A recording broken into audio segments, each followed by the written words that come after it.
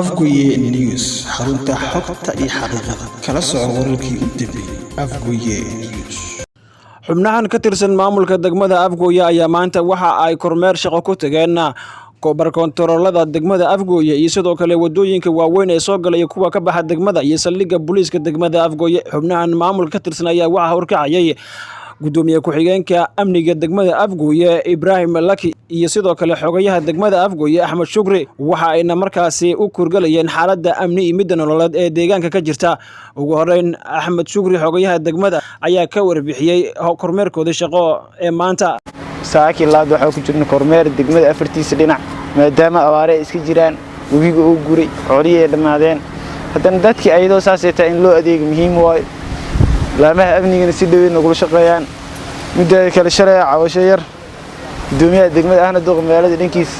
ka imaanul booba hadda degmada uu ka jiro maanta arkeeno mise dhul dawladeed la boobayo mise meel dawladeed oo cid qaadanayso dhul dawlad eelis qof qaadi karin hanti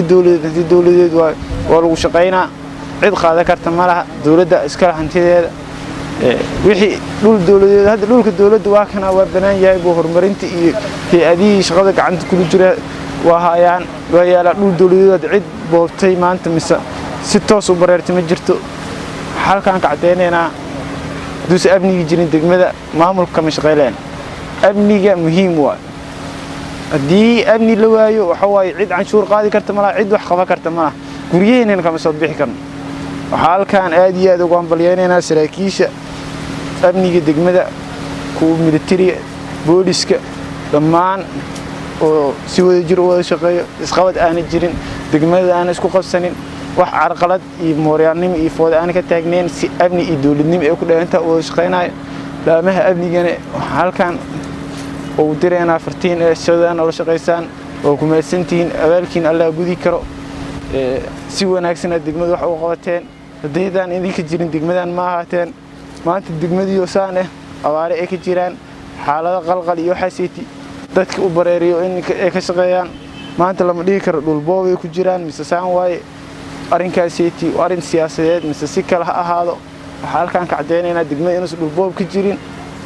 oo si amni dadka ay ku shaqeeyaan oo laamii amniga si dhow oo la shaqeyno oo wax culays aan ka jirin degmada. gabagabadii waxa warbaahinta si wada jir ah la hadlay taliyaha ilaalada deegaanka ee dawladda hoose Cawil Carabay iyo sidoo kale gudoomiye ku-xigeenka amniga sheegayna in magaalada amnigeedu uu yahay mid la isku haleyn karo isla markaana ay si dardargelin doonaan webiga ilaa Balguri sagaalaad amnigu boqolkiiba waa degan yahay ha ahaatee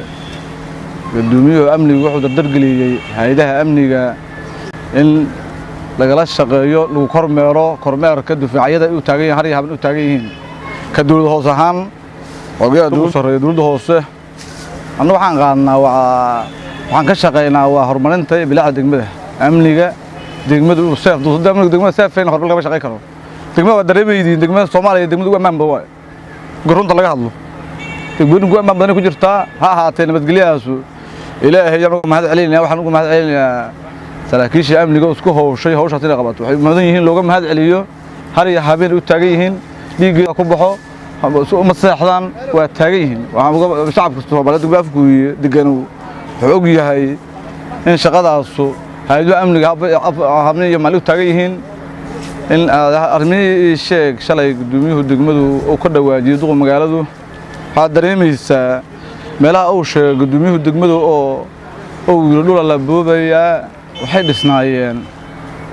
adiga muddo badan arta dhisneed ambagaati ahayd shacabka Soomaaliyeed degay